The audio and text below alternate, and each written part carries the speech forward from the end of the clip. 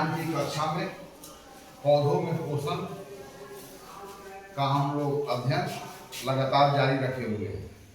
आज दूसरा दिन है। पिछले दिन पिछली कक्षाओं में पोषण क्या है मैं बताया कि पोषण एक प्रक्रिया है जिसके द्वारा शरीर को आवश्यक पोषक तत्वों की आपूर्ति कराई जाती है। तो वह पोषक तत्व क्या है? तो भी आवश्यक पदार्थ जिनकी आवश्यकता होती है शरीर के विकास और वृद्धि के लिए। ऐसे आवश्यक पदार्थों को हम क्या बोलते हैं? पोषक तत्व। जैसे कार्बोहाइड्रेट हुआ, वसा हुआ, विटामिन हुआ, खनिज लवण हुआ, तो ये सब जितने भी चीज है इसकी आवश्यकता है हमारा शरीर की वृद्धि और विकास के लिए। इस कारण इन्हें पोषक तत्व कहते हैं। इन सभी पोषक तत्वों की आपूर्ति आपके शरीर को कैसे होती है?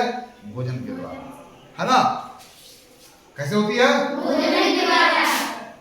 फिर मैं पूछ रहा हूँ कि हमारे शरीर के सभी पोषक तत्वों की प्राप्ति कैसे होती है? भोजन के द्वारा।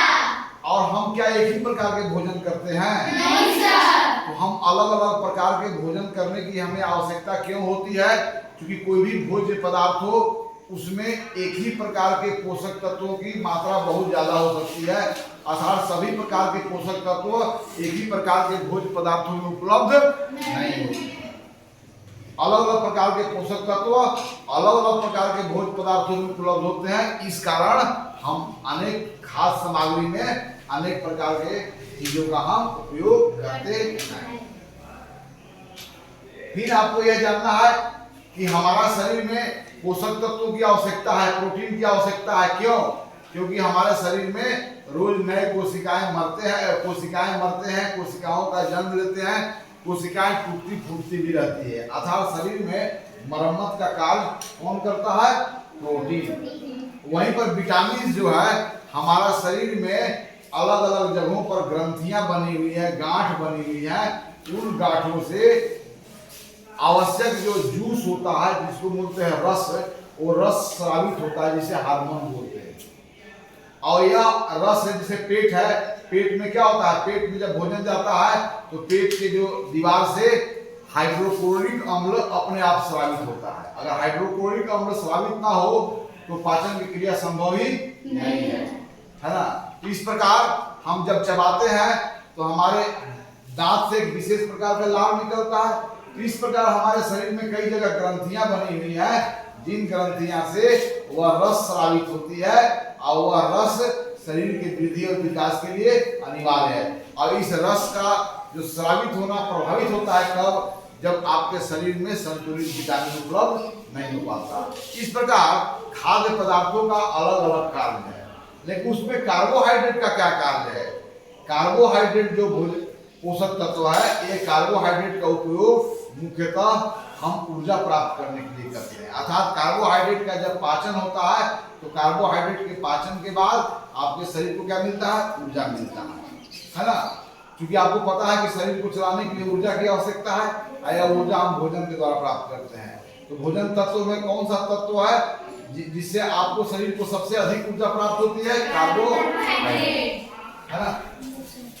अब इन बातों को समझने के बाद फिर मैं आपको बताया कि जितने भी जीव हैं, जितने भी लिविंग थिंग्स है, all living things require food, all living things need food, all living things needs energy. Energy की आवश्यकता है उन्हें, और वह एनर्जी कहाँ मिलता है? After digestion of food. What way your body get energy? After digestion of food. भोजन के पाचन के उपरांत क्या होता है? उस भोजन से ऊर्जा मुक्त होती है और वह शरीर को प्राप्त होती है, जिस ऊर्जा से आप शरीर को अनेक प्रकार के कार्य करने पड़ते हैं। तो फिर मैं बताया कि भोजन की आवश्यकता सबों की है और जीवों को हमने दो वर्गों में बांटा है। किसमें बांटा है? Plant and animal. Living things को कितने वर्गों में बांटा है? लिविंग थिंग्स को आपने कितने वर्गों में बांटा? कौन कौन? Plant and animal. प्लांट वह जो भोजन के लिए एक स्थान से दूसरे स्थान तक भ्रमण नहीं करते हैं, यह भोजन की प्राप्ति वहीं कर लेते हैं जहां पर इन्हें जन्म होता है। लेकिन एनिमल अपने भोजन के लिए एक स्थान से दूसरे स्थान पर जाते हैं, जैसे हम सब आप एनिमल हैं। तो प्लांट और एनिमल का वर्गीकरण भोजन प्राप्ति के आधार पर किया गया है। एक वह जो भोजन की आपूर्ति उसी स्थान पर कर लेता है जहां पर जन्म होता है। इसलिए पौधे जहां पर जन्म लेते हैं वहीं पर उनका विकास होता है और वहीं पर हम मर जाते हैं ना, क्योंकि उनकी सारी आवश्यकता वहीं पर पूर्ति हो जाती है। लेकिन हमारी आवश्यकता जो है, हम जहां पर जन्म लिए हैं या वहीं पर रुके रहने से नहीं होगा, हमें मूवमेंट की आवश्यकता होगा, हमें खेत खलिहान तक जाना होगा, जंगल में जाना होगा, इत्यादि इत्यादि, तब जाकर के हमें भोजन मिल पाएगा ना। तो इस प्रकार प्लांट और एनिमल, अर्थात प्लांट को भी आवश्यकता है भोजन को और एनिमल को भी आवश्यकता है भोजन को। लेकिन यह भोजन जो इनको आवश्यकता है इसका निर्माण ये स्वयं करते हैं, और हम एनिमल अपने भोजन के लिए या तो एनिमल पर या तो हम प्लांट पर होते हैं, और जिस एनिमल पर हम डिपेंड होते हैं वो अल्टीमेटली प्लांट पर ही डिपेंड होता है। तो मेरा कहने का मतलब है कि पौधे अपना भोजन का निर्माण स्वयं करते हैं, जबकि जंतु भोजन का निर्माण स्वयं नहीं करते। अर्थात पौधे भोजन का संश्लेषण स्वयं करते हैं, लेकिन एनिमल भोजन का संश्लेषण स्वयं नहीं करते हैं। तो संश्लेषण क्या है? संश्लेषण का मतलब हुआ कि छोटे छोटे घटकों को जोड़ करके बड़ा घटक का निर्माण करना। वह रासायनिक प्रक्रिया जिसमें छोटे छोटे यौगिक मिल करके बड़े यौगिक का निर्माण करते हैं, वह रासायनिक प्रक्रिया जिसमें छोटे छोटे अणु आपस में जुड़ करके बड़े अणु का निर्माण करते हैं, तो इस प्रक्रिया को हम क्या कहते हैं? संश्लेषण। क्या कहते हैं हम लोग? संश्लेषण। तो संश्लेषण क्या है? एक रासायनिक प्रक्रिया है जिसमें छोटे छोटे अणु जोड़ करके एक बड़े अणु का निर्माण करते हैं, या छोटे छोटे यौगिक जोड़ करके बड़े यौगिक का निर्माण करते हैं। इस प्रक्रिया को हम लोग क्या बोलते हैं? संश्लेषण। ओके, तो इसको लिख लिया जाएगा, ये वर्ड जान जाओ। संश्लेषण, सिंथेसिस। संश्लेषण का मतलब क्या हो गया? सिंथेसिस। संश्लेषण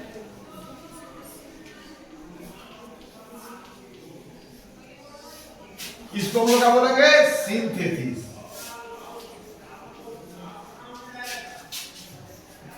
वह रासायनिक प्रक्रिया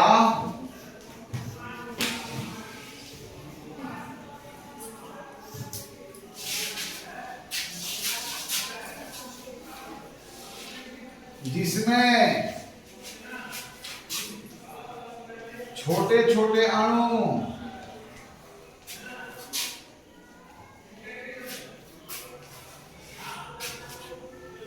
अलग प्रकार के अणु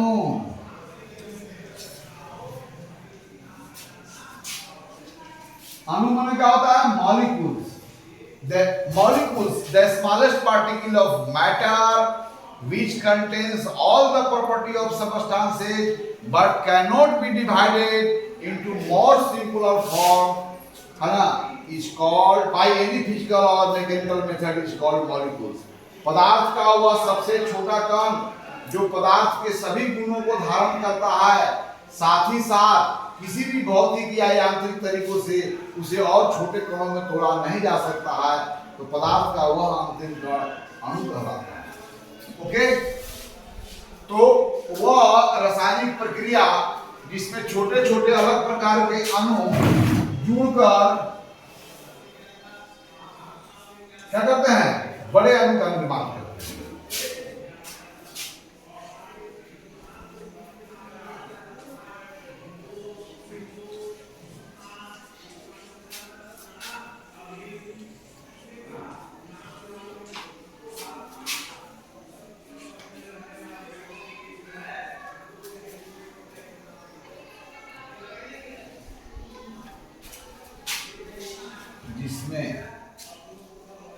छोटे छोटे अलग प्रकार के अणु क्या होते हैं, बड़े अणु का निर्माण करते हैं। तो इस प्रक्रिया का क्या कहते हैं हम लोग, संश्लेषण, सिंथेसिस।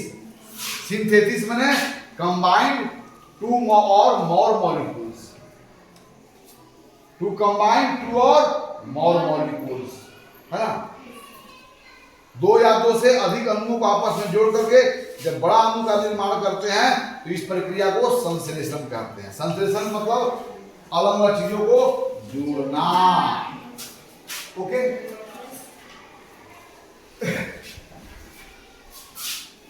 या छोटे छोटे अणु वाला यौगिक जुड़ करके बड़े अणु वाला यौगिक का निर्माण करते हैं ना। जब छोटे छोटे अणु वाला यौगिक जुड़ करके बड़े अणु वाला यौगिक का निर्माण करते हैं तो इस प्रक्रिया को भी हम संश्लेषण करते हैं। तो लिख लीजिए, हाँ, वह रासायनिक प्रक्रिया, क्योंकि हम आपको डिफिनेशन वही दिखा रहे हैं जो जितना जानकारी आपको दी गई इसको अनेकों तरह से डिफाइन कर सकते हैं, लेकिन हम वही डिफिनेशन दिखाएंगे जिसकी दायरा आप तक सीमित हो। तो वह रासायनिक प्रक्रिया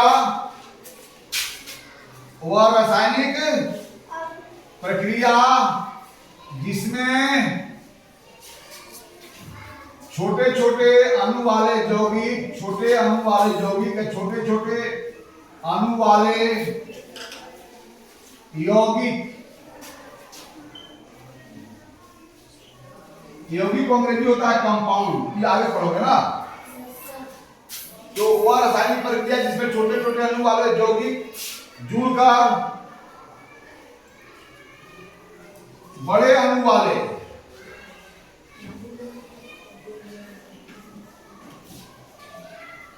यौगिक का निर्माण करते हैं।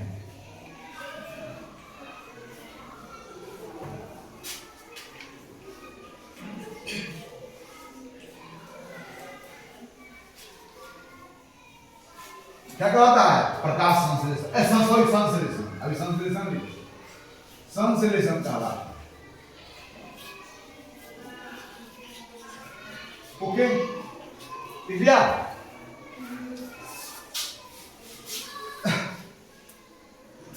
तब यहां पर हम यह समझने की कोशिश करेंगे, हमें चावल की आवश्यकता है, हम दाल खाते हैं, हम अनेक प्रकार की सब्जियां खाते हैं, अनेक प्रकार के फलों का प्रयोग करते हैं, आप लोग में बहुत सारे अंडा और मांस भी खाते हैं, है ना। तो क्या हम चावल जिसको हम पकाते हैं, चावल को आप बनाते हैं कि चावल को पकाते हैं? तो जिस चावल को पकाते हैं वह चावल का को बनाने का हम काम करते हैं कि कौन काम करता है? जिस दाल को हम घर में पकाते हैं वह दाल जो बनाया पौधा ने कि आपने बनाया? तो हम जितना भी चीज में भोज्य सामग्री का भोजन में उपयोग करते हैं उस सभी भोज्य सामग्रियों का बनाते निर्माण करने का हम काम नहीं करते हैं। हम सिर्फ अन्य स्रोतों से या अन्य जीवों से उनको प्राप्त करने की कोशिश करते हैं, हम बनाते नहीं हैं। अर्थात हम जितने भी एनिमल्स हैं हम भोजन का संश्लेषण नहीं करते हैं, बल्कि संश्लेषित भोजन को हम प्राप्त करने का प्रयास करते हैं। ओके, यानी कि चावल को हमने नहीं बनाया, चावल को संश्लेषित हमने नहीं किया। चावल जो अभी दिखाई पड़ता है वह चावल भी अलग अलग यौगिक से मिलकर के बना हुआ है। तो चावल को संश्लेषित हमने नहीं किया, अंडा को संश्लेषित हमने नहीं किया, हमने क्या किया? उनको प्राप्त किया।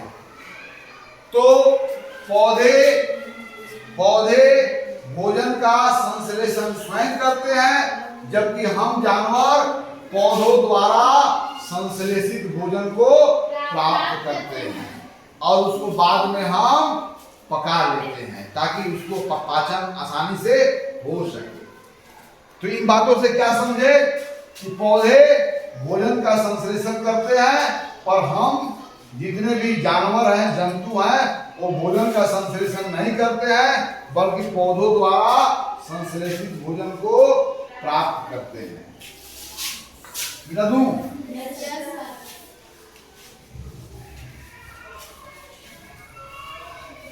तो क्या हम भोजन का संश्लेषण स्वयं करते हैं? क्या पौधे क्या अपना भोजन का संश्लेषण स्वयं करते हैं? यस। अब प्रश्न उठता है कि हम संश्लेषित भोजन को कहां से प्राप्त करते हैं? यस। अब पौधे संश्लेषित भोजन को तैयार खुद करते हैं कि वो भी किसी पर निर्भर करते हैं? तो बताओ, who is the better of two tree and animal? Who is the better? Tree. Yes.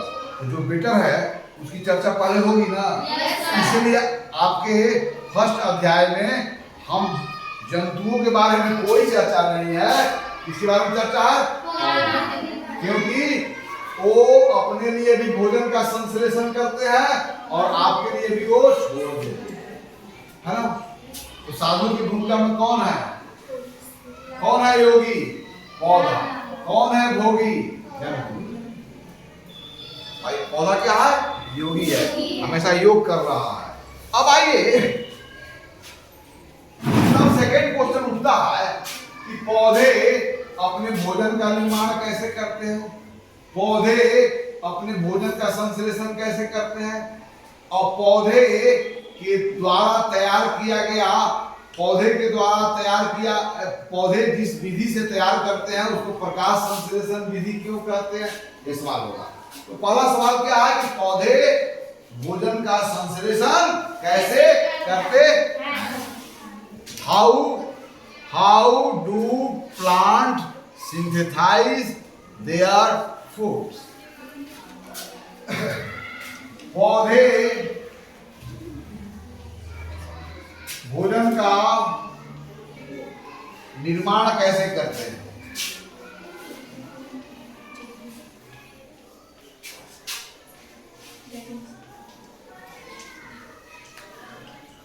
Second question इसी को बोलेगा कि पौधे भोजन का संश्लेषण कैसे करते हैं? यस। पौधे द्वारा संश्लेषित भोजन के प्रक्रम को प्रकाश संश्लेषण क्यों कहते हैं? पौधों के द्वारा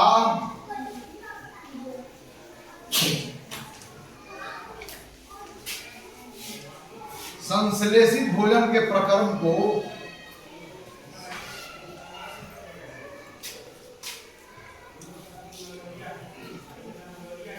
प्रक्रम प्रोसेस, प्रक्रम में क्या हो गया? Process.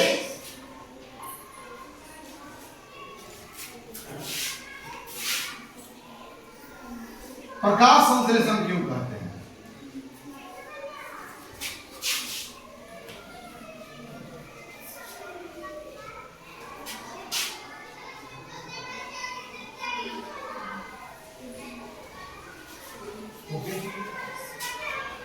Now we are in position to answer these questions. We are now in position to answer this question. So what are the questions written on the boards? पौधे भोजन का निर्माण कैसे करते हैं, या पौधे भोजन का संश्लेषण कैसे करते हैं, और पौधे के द्वारा संश्लेषित भोजन के प्रक्रम को प्रकाश संश्लेषण क्यों कहते हैं? Photosynthesis. Why the process used by the plant is called photosynthesis?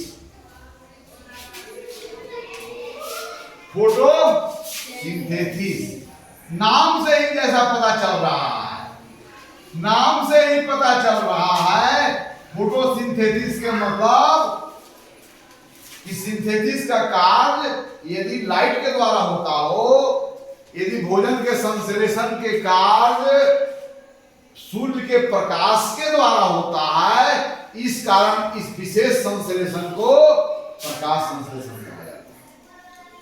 तो संश्लेषण तो हम समझ गए। अब यह संश्लेषण किसके द्वारा होगा? प्रकाश के द्वारा। फिर कौन सा प्रकाश?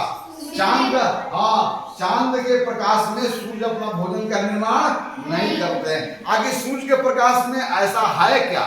चांद के प्रकाश में वह कौन चीज नहीं है और सूर्य के प्रकाश में है, जिसके वजह से सूर्य के प्रकाश में पौधे अपना भोजन बना लेते हैं। इन बातों की हम जानकारी आगे देंगे। आइए अब इन बातों को समझने के लिए हम अपने जो रसोई घर में खाना बनते हुए अपने देखा है, आप सबों में खाना पकाते हुए, खाना बनते हुए, ये ऐसी गतिविधि है जिसको सबने देखा है। तो वहां के जो अनुभव है, उस अनुभव के द्वारा हम नए अनुभव को यहाँ पर सृजित करेंगे कि what way plant prepare their food, what way plant synthesis their food, what are the components needed to synthesize food. So many questions are arising in our mind and we are going to answer all those questions which are arising in our mind. Okay? मैं मिटा दूं? चलिए। तो आपको मैं बताया हूं कि संश्लेषण एक प्रक्रिया है जिसमें दो या दो से अधिक चीज या दो या दो से अधिक भाग जुड़ करके एक बड़े नए भाग का निर्माण करते हैं। तब यहाँ पर हम जानेंगे कि पौधे जब खाद का संश्लेषण करते हैं तो संश्लेषण में किन किन कच्चे सामग्रियों का वह उपयोग करते हैं और उन कच्ची सामग्रियों को वो भोजन के रूप में तैयार कैसे करते हैं और यह कार्य कहाँ पर होता है, इत्यादि सारी बातों को हम जाने अपने पूर्व अनुभव के आधार पर। चलिए मैं पूछ रहा हूं कि हम लोग खाना भोजन का निर्माण करते हैं कि भोजन को पकाते हैं? भोजन को पकाते हैं। आप सब तो दाल भात घर में बनता होगा। चलिए मैं दाल की बात करता हूँ। कौन सी दाल की बात करता हूँ? वह दाल जो खाने योग्य हो गया है। वैसे तो राहुल गांधी दाल बता है कि दाल है तो खा जाते हो। यहाँ दाल की मैं बात कर रहा हूँ कि जब दाल को तुम खाने लायक हो जाता है, वह दाल जब जिसको तुम खाते हो तो राहुल की दाल क्या खाया